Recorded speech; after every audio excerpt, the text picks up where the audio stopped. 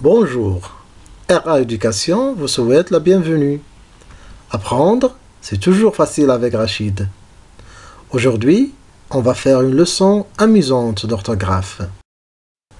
Allez, écoutez cette phrase un peu ambiguë. Un verre, vers, va, vers, un verre, vers. Comme vous avez entendu, il y a le mot vers qui se répète. Mais de quel vers parle-t-on? Comment va-t-on l'écrire? C'est facile, regardez. Un verre, vers, va, vers, un verre, vers. Donc le premier vers, c'est l'insecte. Le deuxième, c'est la couleur verte. Vers avec S, on parle de la direction. Et vers avec double R, E, c'est le verre du thé ou bien le verre du lait. Je bois un verre du thé. Donc, comme vous voyez, les mots vers, vers, vers et vers se prononcent de la même façon, mais à chacun son propre sens. D'où le titre de notre leçon d'aujourd'hui, les homonymes, comme ce et ce, le pronom réfléchi et l'adjectif démonstratif, ou du choix et ou du lieu, à le verbe avoir et à la préposition, l'homonyme sans qui s'écrit de plusieurs façons, l'homonyme mère qui s'écrit aussi de plusieurs façons. Alors, qu'est-ce qu'un homonyme? Les homonymes sont des mots qui se prononcent de la même façon, mais qui n'ont pas le même sens. Mais attention, les homonymes peuvent aussi s'écrire de la même façon, comme la mousse du savon et le mousse du bateau. Donc le mot mousse se prononce et s'écrit de la même façon. On parle ici des homographes. Prenons ces exemples pour bien comprendre. A, le verbe avoir, et A, la préposition. Elle a mal à la tête. Donc si j'arrive à remplacer le A par avait, il avait mal à la tête, je peux dire qu'il s'agit du verbe avoir. Donc je dois l'écrire sans accent. Sont, l'adjectif possessif, et sont avec T, le verbe être. Dans une phrase, Youssef et son père sont allés au stade. Donc si sont précède un nom, il s'agit de l'adjectif possessif. Et s'il est suivi d'un participe passé, on peut dire qu'il s'agit du verbe être. Et, ET, la conjonction de coordination, et EST, le verbe être. Dans une phrase, il est gentil et généreux. Dans cette phrase aussi, je peux utiliser l'imparfait. Il était gentil, donc j'ai remplacé et par était. Automatiquement, c'est le verbe être. EST. Là, sans accent, et là, avec accent. Donc le premier là, c'est un article défini ou bien c'est un pronom nominal qui remplace un nom. Et là pour désigner le lieu ou bien une personne ou bien un objet. Dans une phrase, je suis là en train de regarder la télé. Donc ici la télé, c'est l'article défini. Je peux le remplacer par une.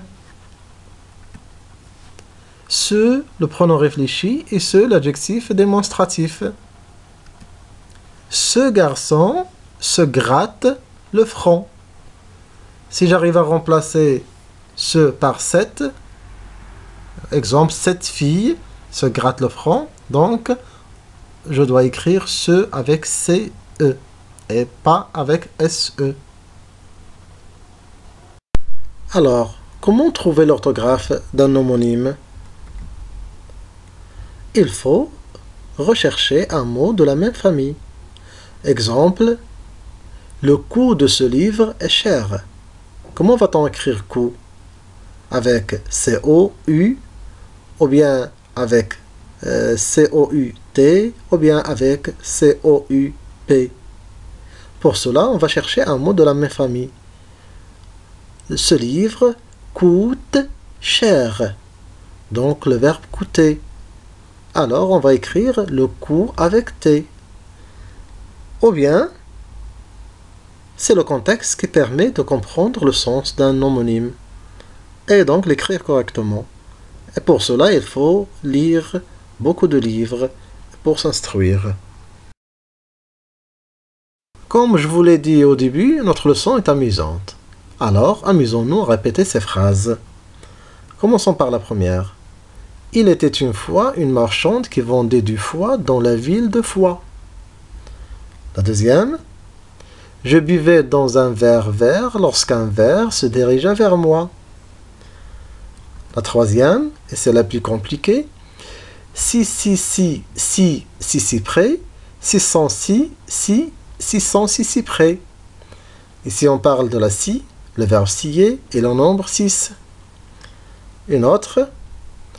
Ma mère est maire de cette ville de bord de mer. Et la dernière. Quel est le coût d'un coup de téléphone? Demanda-t-elle en tendant le cou. Comme c'était l'habitude pour nos précédentes leçons, on va faire cette petite évaluation pour tester nos acquis.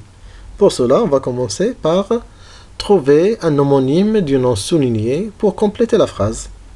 La première phrase, la reine monte sur le trône. Comment va-t-on écrire le mot reine? La deuxième, que vas-tu faire demain? Comment on va écrire faire? La troisième, ma peau est sèche. Trouvez l'orthographe du mot peau. La quatrième phrase, la fin de ce film m'a beaucoup plu.